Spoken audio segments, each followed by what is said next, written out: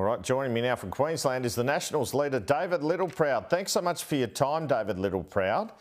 Now, I've got to ask, Peter Dutton only mentioned permanent migration in the budget speech and not this net migration figure of 160,000, which to me is more significant. He only mentioned that on radio on Friday. Why was that, do you know? Oh, look, in a budget speech, you've only got certain time. And obviously, we wanted to be very clear about what the headline number was. And I think what it still goes to the heart of, Andrew, and what our budget reply speech was about was getting back to basics and proving to Australians that you don't always have to spend billions of dollars to solve this nation's problems. You can use a common sense and pull the right policy levers to buy time. And that's what we're saying with our whole migration policy is we just want to buy some time to allow supply to catch up and to actually bring in the people we need to actually address some of the issues that we've got, particularly around housing. And when this government was failing to do that, you're always going to have challenges in increasing supply. But when you exacerbated the challenges for state and local governments who wholeheartedly own most of this responsibility of this because they've failed to plan over many years. But you don't exacerbate that with pulling the wrong policy levers at a federal level. And that's where the whole migration policy is about bringing some common sense, bringing some balance, bringing some hope back to young people as well, that maybe one day they may own a home as well. All right. Well, last year we had 260,000 university students come in the country. How many would you like to see come in? Yeah, and this is where we've also made sure there's a nuance here about supporting regional universities, and regional universities rely heavily on overseas students. It's important we don't take that away from them. We continue to underpin that. But this is where we'll be working with the university sector in making sure that the numbers that we bring in can be housed sustainably and that there is a pathway and a balance in getting that right. Also, in terms of what those students are paying to come to this country to get the best education in the world, sure, that they should also make some contribution. But my point is, if you're taking the net migration projected from 260 to 160, you're going to have a lot less international students, aren't you?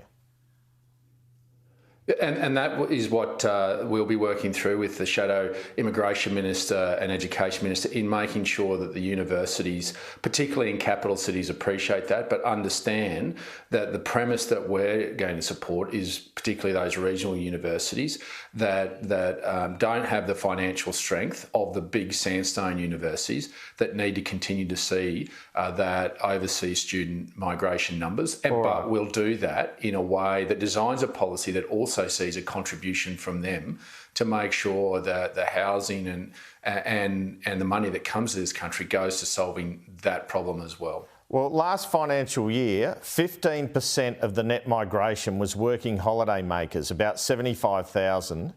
Don't you need those workers in regional towns? You'll be cutting them as well. Well, we do need the working holiday makers, but we've also got to continue on with the Pacific scheme, and unfortunately the Labor government's made that unviable. But what we'll also be announcing with respect to the numbers is the return of the ag visa, and that's a dedicated visa towards agriculture. And this is to make sure we're getting the balance right also in regional Australia, not just for agriculture. Understand that we've got many pubs out in my part of the world, in outback Queensland, that do rely on backpackers to be able to continue to be able to keep the doors open. They simply don't have the labour force without them. So that's about making sure that agriculture has a designated stream, as we demonstrated before the last election. David Littleproud, ensuring that where we... I'm interested in that because actually you just chose my next question. My next question was on your ag visa. So let's get this straight. You still want university students in the region from overseas. You still want working holiday makers to come and work in the regional towns, and you still want an ag visa. So I'm just putting the question to you, does it start to become hard from the Nationals' point of view, a cut from net migration from the projected 260 to 160 when you still want all these things and all these workers?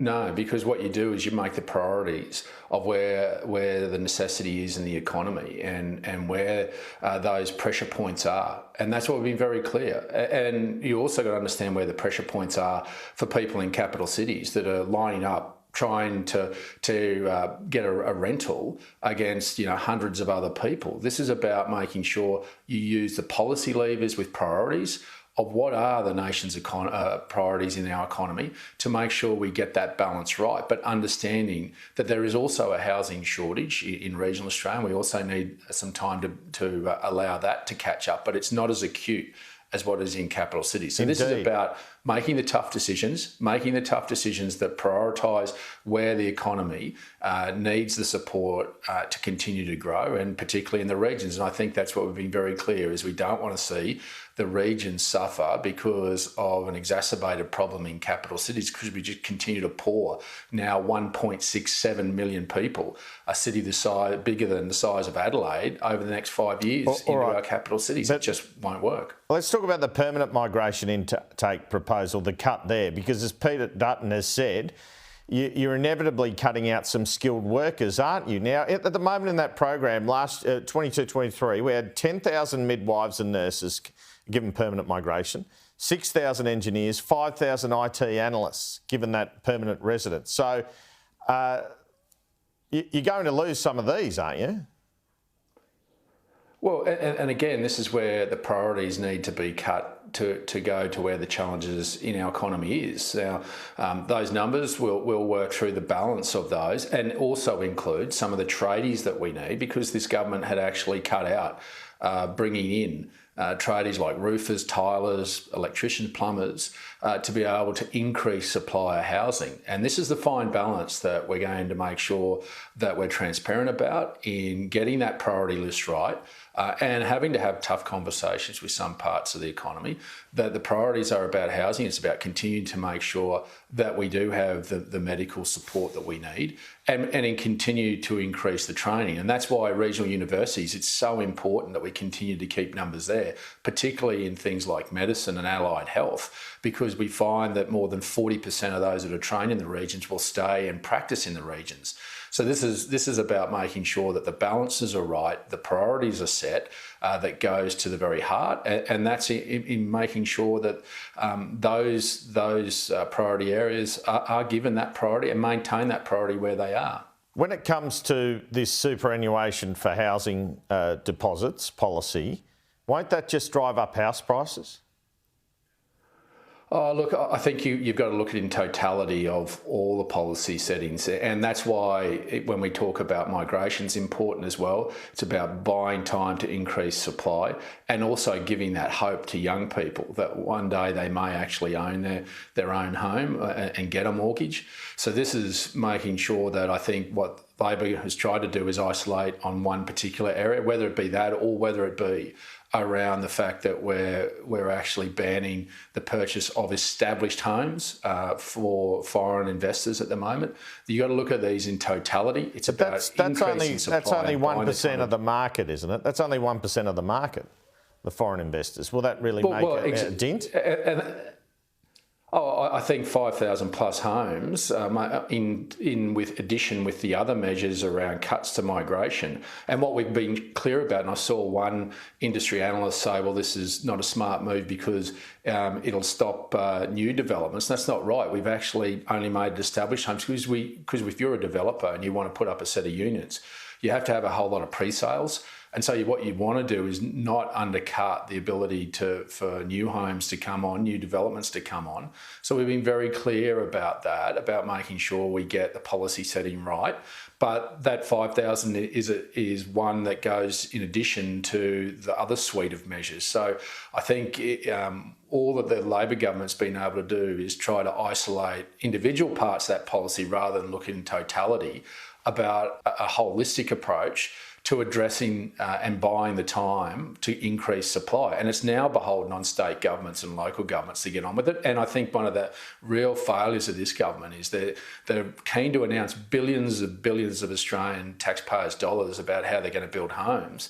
But there's no caveats. There's no caveats that we're going to see state and local governments plan quicker and not increase headworks charges and council charges. I mean, I was out in Newcastle the other day. One council alone had lifted their headworks charges by $114,000 a block. Now, that's just clipping the ticket on the way through. Now, if you're going to hand out Australian taxpayers' money, there needs to be caveats about the actual outcomes that you get out of that money. And this is why we just can't blindly make announcements with Australian taxpayers' money. There needs to be caveats, but then you also need to look at the policy levers that don't cost the Australian taxpayer any money at all to increase that supply and buy time. What's your view on the $300 energy rebate the government's introduced? Well, it's an admission of guilt that their energy policy has failed. And, we've been clear we'll support it. There's a cost of living crisis. But what Australians need to understand is their energy system is broken because we have this ideological view of an all renewables approach. An all renewables approach that's going to cost you, the Australian taxpayer, $1.2 trillion in its first iteration. And that's putting up wind factories and solar factories and 28,000 kilometres of transmission lines that haven't hit your energy bill at the moment. And so what we've said from the very start when I became Nationals leader and Peter Dutton's had the courage to come along with us is to explore nuclear, and we will have an energy policy that is all of the above. And we've been very clear about this. And while you'll see the detail in the coming weeks, we've said that we will transition existing coal-fired power stations. We'll sweat them out as long as we can, and they'll transition across to nuclear power plants in about 6 or 7 of those locations. We'll continue to ramp up gas and ramp up significantly with carbon capture storage in the safest place. And we'll also have renewables as part of that mix. But what we want to do is make sure the renewables mix goes on an environment it can't destroy, which is people's rooftops and business rooftops, rather than clearing native vegetation and tearing up prime agricultural land. Wouldn't you put renewable energy where the concentration of power is required, where the concentration of population is? And that alleviates the need for all these transmission lines. And so that's the energy policy that you'll see from Peter Dutton and I. We've been very clear, the specifics around the total mix and around where those locations are, we'll put them out, but it wasn't appropriate to announce those in a budget reply speech. There's a whole economy that needs to be addressed in that speech, and it deserves the respect of Peter Dutton and I in standing up and looking the Australian people in the eye and telling you this is how we're going to get there, and this is what your energy mix will look like. That's all right, so affordable, reliable. Brings me to my next question. When's that?